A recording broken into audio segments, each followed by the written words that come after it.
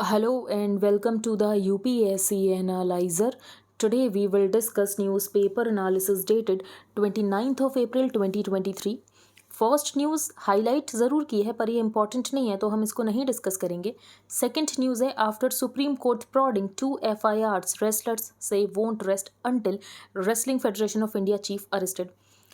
तो ये क्या न्यूज़ है क्योंकि इसको लेकर एक आर्टिकल भी आया है तो हमें उस एडिटोरियल पीस को भी डिस्कस करना है. तो थोड़ा बहुत आपको बैकग्राउंड बता दिया जाए तो बेसिकली जो रेसलर्स हैं फॉर एग्जांपल विनेश फोगाट, साक्षी मलिक, बजरंग पूनिया, ये लोग प्रोटेस्ट कर रहे हैं. क्यों प्रोटेस्ट कर रहे हैं? इनका ये कहना है कि जो रेसलिंग फेडरेशन ऑफ इंडिया के प्रेसिडेंट है ब्रजभूषण शरण, इनको यहाँ पर अरेस्ट किया जाना चाहिए. इनको क्यों अरेस्ट किया जाना चाहिए? क्योंकि इन्होंने सेक्सुअल हैरेसमेंट किया है रेसलर्स का, जिसमें से एक यहाँ पर माइनर भी है. तो ये लोग जंतर मंतर पर प्रोटेस्ट कर रहे हैं. इनकी FIR को भी नहीं रजिस्टर किया जा रहा है. तो सुप्रीम कोर्ट ने इंटरवीन किया, उसके बाद यहाँ पर FIR को रजिस्टर किया गया है. तो after supreme court prodding 2 FIRs wrestler say won't rest until यहाँ पर ये जो रेसलिंग फेडरेशन ऑफ इंडिया के चीफ है अरेस्ट नहीं हो जाते. आगे हम इसके बारे में और डिस्कस करेंगे. तो Delhi police Friday registered 2 FIRs, one under the stringent POCSO act. तो आपको ये एक्ट पता होना चाहिए, इसके प्रोविजंस आपको पढ़ने हैं स्टैटिक पोर्शन में. And another related to outraging the modesty of a women naming wrestling federation of India president Brijbhushan Sharan Singh. इनके ऊपर एलिगेशंस लगे हैं सेक्सुअल हैरेसमेंट के against him by women wrestlers. आगे हम चलते हैं. Pakistan listening Rajnath at Shanghai cooperation organisation and terror fix accountability. तो इंडिया के पास SCO की प्रेसिडेंसी है एंड डिफेंस मिनिस्टर्स की मीटिंग हुई थी. पाकिस्तान ने जो अटेंड किया था इसको वर्चुअल मोड में अटेंड किया गया था. एंड पाकिस्तान के डिफेंस मिनिस्टर आए भी नहीं थे. बेसिकली स्पेशल एडवाइज़र जो होता है टू द प्राइम मिनिस्टर, उन्होंने यहाँ पर वर्चुअल तरीके से अटेंड किया था. तो यहाँ पर ही जो हमारे डिफेंस मिनिस्टर हैं उन्होंने कहा कि टेररिज्म को ख़त्म करने की ज़रूरत है. एंड जो यूथ है, जो आप रेडिकलाइजेशन कर रहे हो यूथ का, सिक्योरिटी पॉइंट ऑफ व्यू से तो ख़राब है ही. अगर आप सोशो इकोनॉमिक प्रोग्रेस देखो तो उस तरह से भी ये ख़राब है.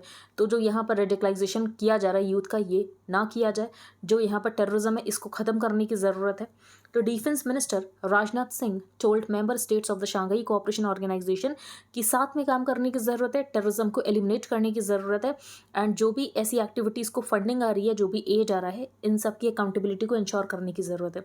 In his address to the SCO defense ministers in New Delhi, Singh said any kind of terrorist act or support to it in any form is a major crime against humanity and peace or prosperity. Terrorism के साथ को exist नहीं कर सकती, तो terrorism को ख़त्म करना ज़रूरी है.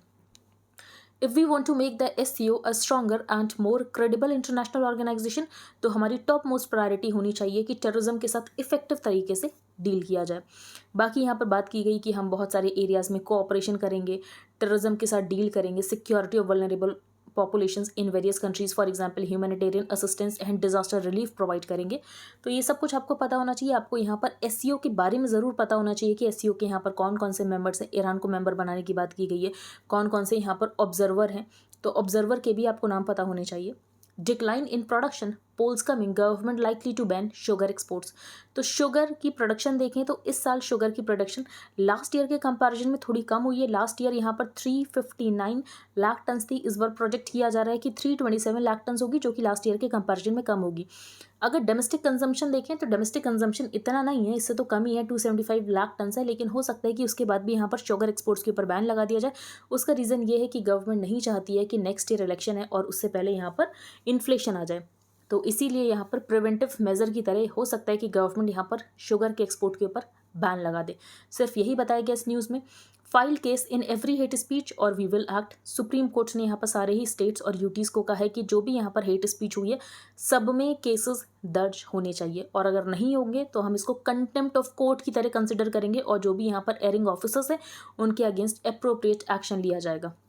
The Supreme Court Friday directed all states and union territories to register cases on their own against those जो कि यहाँ पर hate speech कर रहे हैं. Any hesitation to act in accordance with this direction, तो इसको यहाँ पर contempt of the court की तरह ट्रीट किया जाएगा and appropriate action लिए जाएंगे against the erring officers. आगे हम चलते हैं. नेक्स्ट है PT Usha Mrs it again. ये आर्टिकल क्यों लिखा गया है, तो बेसिकली जंतर मंतर पर जो यहाँ पर रेस्लर्स प्रोटेस्ट कर रहे हैं, तो जो यहाँ पर पीटी उषा हैं उनका ये कहना है कि ये जो यहाँ पर रेस्लर्स हैं ये एक्चुअली इनडिसिप्लिन शो कर रहे हैं, ये अनुशासन को तोड़ रहे हैं, इनको ऐसा नहीं करना चाहिए, इनको ये प्रोटेस्ट नहीं करना चाहिए। अगर इनको कोई दिक्कत थी तो इनको इंडियन ओलंपिक एसोसिएशन के पास आना चाहिए था, अपनी प्रॉब्लम यहाँ पर बतानी चाहिए, आपको ये प्रोटेस्ट तो नहीं करना चाहिए। अगर आप प्रोटेस्ट कर रहे हो तो इंडिया की इमेज जो है ये खराब हो रही है। तो ऑथर ने बेसिकली यहाँ पर क्रिटिसाइज किया है, जो इनका कहना है उसको क्यों क्रिटिसाइज किया गया है, ऑथर के क्या पॉइंट्स है, एक बार हम 2-4 पॉइंट्स देख लेते हैं। The Nations all time great track star and Indian Olympic association president PT Usha thinks the Jantar Mantar protest by the wrestlers against WFI President Brijbhushan Sharan Singh, इसने यहाँ पर कंट्री के इमेज को हर्ट किया है और ये कहा गया कि ये जो किया जा रहा है ये सब कुछ यहाँ पर अनुशासन को तोड़ रहा है। अब यहाँ पर ऑथर का ये क्वेश्चन है कि अगर इस चीज़ की वजह से कि यहाँ पर प्रोटेस्ट हो रहा है, इस चीज़ की वजह से अगर इंडिया की इमेज खराब हो रही है, तो कोई हिस्ट्री शीटर जिसके ऊपर इतने सारे केसेस हैं, यहाँ तक कि टाडा के अंदर भी ये पर्सन इंडाइट हो चुका है कि ये यहाँ पर कोई एसोसिएशन थी दाऊद इब्राहिम से रिलेटेड, उसको हार्बर कर रहा था, तो इतने सारे केसेस हैं। अब ये पर्सन चीफ है अगर WFI का, तो क्या ये हमारी नेशन की इमेज को खराब नहीं कर रहा है? तो a history sheeter as federation chief is it a factoid that Indians can proudly flaunt, कि भाई हमारे यहाँ जो WFI के चीफ होते हैं उनके ऊपर इतने सारे केसेस होते हैं। Usha's comments had come about a day after world championship medallist Vinesh Phogat, the face of the protest, told this newspaper कि बाकी स्पोर्ट पर्सन का यहाँ पर बहुत ज़्यादा इनडिफरेंट एटीट्यूड, उनको कोई फ़र्क नहीं पड़ रहा है। इसके बाद यहाँ पर ज़रूर बहुत सारे एथलीट्स ने यहाँ पर ट्वीट किया, इसके अलावा यहाँ पर कुछ क्रिकेटर्स ने भी ट्वीट किया, तो इस बात के कहने के बाद कुछ तो हमने देखा कि कुछ चेंज हुआ है। तो ये कहा कि जैसे यहाँ पर कहा है पीटी उषा जी ने, उनको ऐसा नहीं कहना चाहिए था। और लोग, ये जो रेस्लर्स हैं, ये इंडियन ओलंपिक एसोसिएशन के पास इसीलिए नहीं आए क्योंकि इनको भरोसा ही नहीं था, इनको सिस्टम में ट्रस्ट ही नहीं है। तो सिस्टम में ट्रस्ट डेवलप करना ये भी बहुत इंपॉर्टेंट है। तो प्लेयर्स को मिसट्रस्ट था सिस्टम में, और जिसकी वजह से हो सकता है कि ये लोग इंडियन ओलंपिक एसोसिएशन के सामने नहीं गए। फिर यहाँ पर बताया गया कि जो आपने ओवरसाइट कमेटी बनाई थी, अगर हम उसके मेंबर्स की बात करें तो उसमें एक मेंबर हैं मिस्टर योगेश्वर दत्त, जो कि बीजेपी के टिकट के ऊपर इलेक्शन लड़ चुके हैं। फिर यहाँ पर MC मैरी कॉम की बात की गई है, और MC मैरी कॉम में को बीजेपी ने यहाँ पर नॉमिनेट किया था राज्यसभा में। तो Usha and Mary Kom had been nominated to the Rajya Sabha by the BJP. Dutt ने यहाँ पर कंटेस्ट किया है election on a BJP ticket. तो अगर हम बात करें तो ओवरसाइट कमेटी में जो यहाँ पर मेंबर्स हैं तो बीजेपी से रिलेटेड है। तो ये सब ऑथर के पॉइंट हैं जो कि ज़्यादा इंपॉर्टेंट नहीं, लेकिन न्यूज़पेपर में जो आएगा वही हम डिस्कस कर लेते हैं। नेक्स्ट है अ फ्रेजाइल पीस। तो यहाँ पर बात की गई है इंडिया चाइना रिलेशंस के बारे में। तो चाइना के जो डिफेंस मिनिस्टर हैं ली शांगफू, इनसे यहाँ पर डिस्कशन हुआ।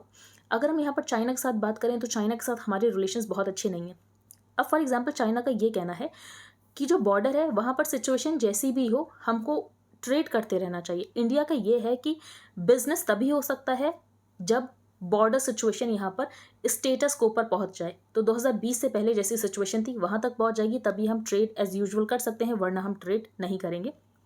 और बिजनेस एज यूजुअल नहीं हो सकता है जब तक सिचुएशन स्टेटस को ऊपर नहीं पहुंच जाती है।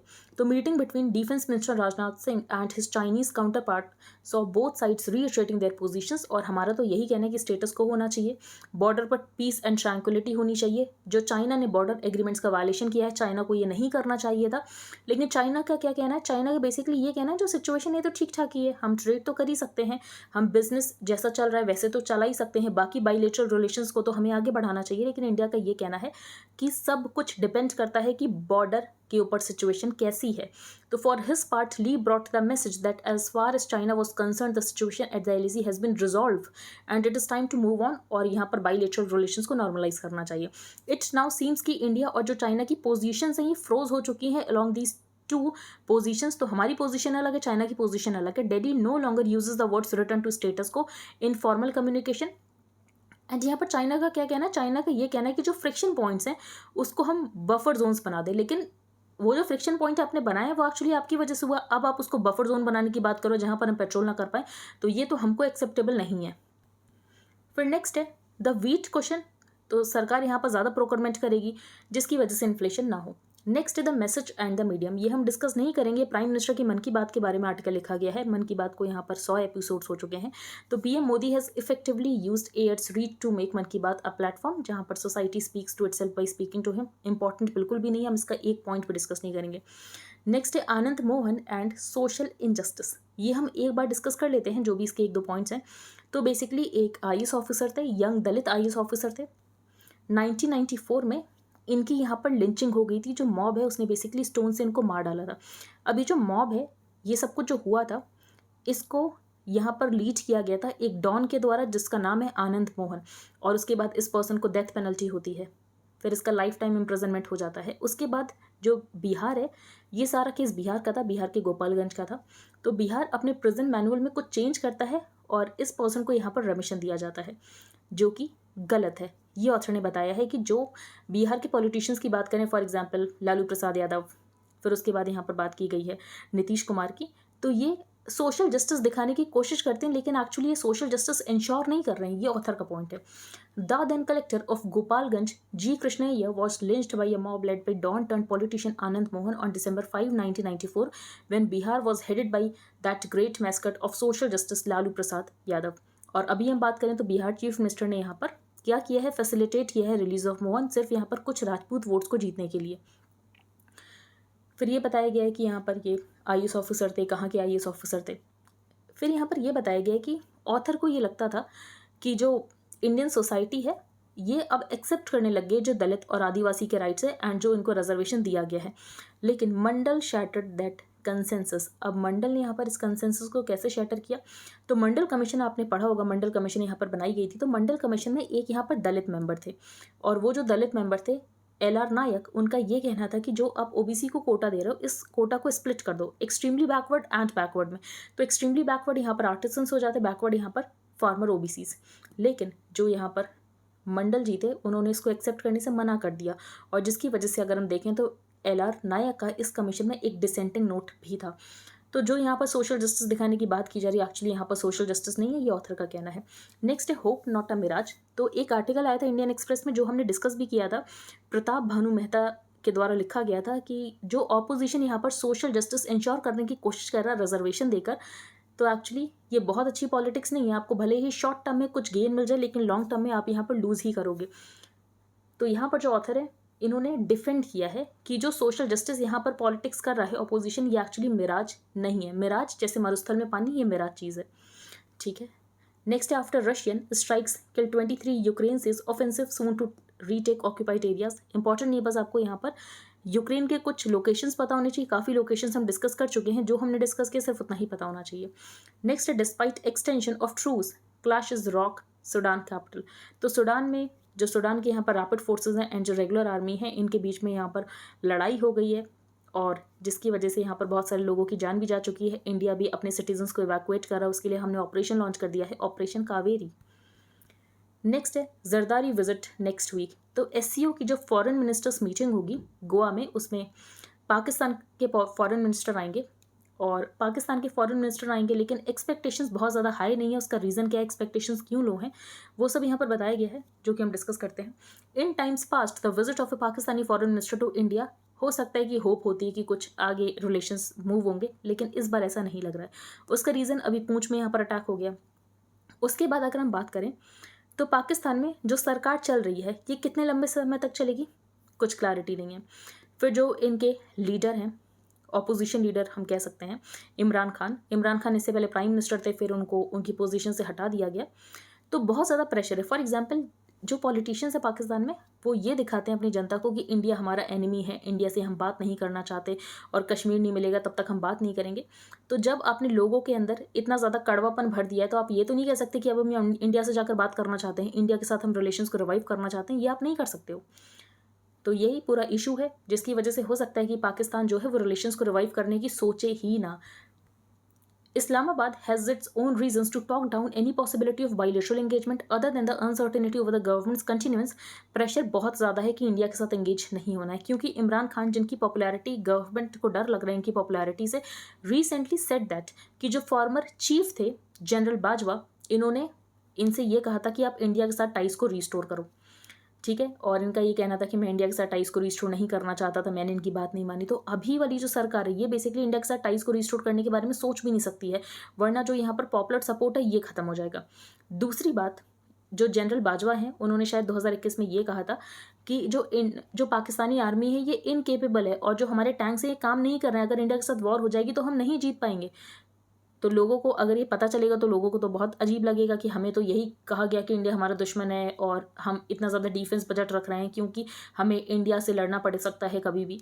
तो in this context a television show in which two senior Pakistani journalists recalled a 2021 informal briefing with General Bajwa as added to the government's constraints. The journalist claimed that Bajwa ने इनसे ये कहा था कि जो पाकिस्तानी आर्मी है ये capable नहीं है fighting a war against India. तो ये सारे इश्यूज हैं। नेक्स्ट है gum Arabic, why Sudan war could hit your fizzy drinks and candy. ये थोड़ा इंपॉर्टेंट हो सकता है। तो बेसिकली यहाँ पर बात की गई है सूडान की। तो सूडान में वॉर चल रही है, सिविल वॉर चल रही है, ये हम डिस्कस कर चुके हैं। खार्तूम कैपिटल है सूडान की और हम अपने लोगों को निकाल रहे हैं, ये सब कुछ हम देख चुके हैं। अब सूडान जो है ये क्या सप्लाई करता है ये इंपॉर्टेंट है। तो Sudan's eruption into conflict has left international consumer goods makers racing to shore up supplies of gum Arabic, जो कि बहुत इंपॉर्टेंट होता है, सॉफ्ट ड्रिंक्स में इसका यूज़ किया जाता है। ये कहाँ से आता है? तो ये अकेशिया के पेड़ से आता है। अकेशिया क्या होता है? तो बबूल का पेड़ आपने सुना होगा, वही होता है अकेशिया। तो about 70% of the world supply of gum arabic for which there are few substitute comes from the acacia trees in the Sahel region, और जिसकी वजह से यहाँ पर सप्लाई जो है डिस्टर्ब हो सकती है। How India spends on health, तो ये बताया गया है कि जो गवर्नमेंट का हेल्थ एक्सपेंडिचर ही इंक्रीज़ हुआ है, उतना नहीं हुआ जितना एक्सपेक्टेड था। तो एक्सपेक्टेशन ये है कि 2025 तक 2.5% ऑफ द GDP होना चाहिए, अभी इतना नहीं हुआ है। अभी यहाँ पर 1.35% हुआ है 2020 के डेटा के अकॉर्डिंग, और इसको इंक्रीज़ करके 2.5% करना है 2025 तक। तो गवर्नमेंट का अगर हेल्थ एक्सपेंडिचर इंक्रीज़ हुआ, इसका मतलब ये है कि जो लोग एक्सपेंडिचर करते थे हेल्थ के ऊपर ये कम हुआ होगा। तो लोगों का जो आउट ऑफ पॉकेट एक्सपेंडिचर है हेल्थ के ऊपर ये यहाँ पर कम हुआ है। तो 2 people have been spending less from their pockets, और यहाँ पर जो पर कैपिटा एक्सपेंडिचर है एक पर्सन की हेल्थ के ऊपर ये 1108 रुपये से लेकर 2014 रुपये हो चुका है ड्यूरिंग दिस पीरियड। तो this is meant the governments per capita health spent money spent on each individual has almost doubled from ₹1108 to 2014 during this period. और स्टेट की हेल्थ स्पेंडिंग कितनी है वो बताया गया है। फिर यहाँ पर मलेरिया की वैक्सीन के बारे में बताया गया। मलेरिया की 2 वैक्सीन है, एक है RTS को यहाँ पर ग्लैक्सो स्मिथ क्लाइन ने बनाया है। इसका एफिकेसी रेट बहुत कम है, 30 to 40% है। तो RTS पता होनी चाहिए। फर्स्ट मलेरिया वैक्सीन है, इसको यहाँ पर ग्लैक्सो स्मिथ क्लाइन ने बनाया है, GSK ने। इसका जो एफिकेसी है 30 to 40% है। और हैदराबाद बेस्ड भारत बायोटेक को लाइसेंस मिला है इस वैक्सीन को बनाने के लिए। भारत बायोटेक सिर्फ एक ही ग्लोबल मैन्युफैक्चरर होगा जो कि इस वैक्सीन को बनाएगा बाई 2029। एक और वैक्सीन है RTS, ठीक है, इसको यहाँ पर ऑक्सफोर्ड यूनिवर्सिटी ने बनाया है, और इसका जो एडजुवेंट है ये नोवावैक्स से आया है जिसका नाम है मैट्रिक्स-M। तो एडजुवेंट पता होना चाहिए क्या है, कहाँ से आया है, किसने बनाया है इसको। लॉन्ग रोड अहेड, तो अगर हम देखें तो इन वैक्सीन की एफिकेसी बहुत ज़्यादा कम है। तो यही ऑथर का कहना है। WHO का जो गाइडिंग थीम है इस साल मलेरिया डे पर ये था, time to deliver zero malaria, invest, innovate and implement. India at par with NATO nations, तो बेसिकली यहाँ पर US ऑफिशियल का ये कहना है कि जो इंडिया है इसको हम नेटो नेशंस के बराबर ही कंसिडर करते हैं, और जिसकी वजह से हम इंडिया के साथ कटिंग एज टेक्नोलॉजी शेयर करते हैं जो कि सिर्फ हम नेटो नेशंस के साथ शेयर करते हैं।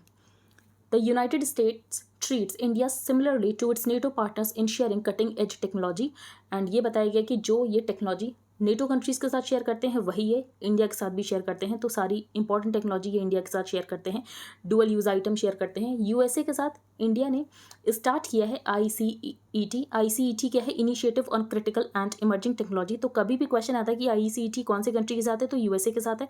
ICET जो कि यहाँ पर हेल्प किया गया था by national security advisers in both countries, cooperation बढ़ाना चाहते हैं क्रिटिकल टेक्नोलॉजीज में, जैसे कि semiconductors, biotechnology, advance material, rare earth processing technology among others. फिर कुछ लोगों को बैन कर दिया गया है। अब इन लोगों को सेबी ने क्यों बैन किया? बेसिकली इन्होंने अपने चैनल्स बना रखे थे, ये स्टॉक खरीदते थे किसी कंपनी का, फिर लोगों से कहते थे अपने चैनल पर कि इसका स्टॉक खरीदो। जब बहुत सारे लोग स्टॉक खरीद लेते थे तो प्राइजेस ऊपर चले जाते थे शेयर के, उसके बाद ये प्रॉफिट कमाकर अपने शेयर्स को बेच देते थे और बाकी लोगों को नुकसान हो जाता था, जिसकी वजह से सेबी ने इनको बैन कर दिया है। तो आई होप आपको सब कुछ क्लियर हो गया हो। अगर आपका कोई भी डाउट है तो आप टेलीग्राम ग्रुप पर पोस्ट कर सकते हो। If you liked the analysis then please like, share and subscribe. Thank you and have a nice day.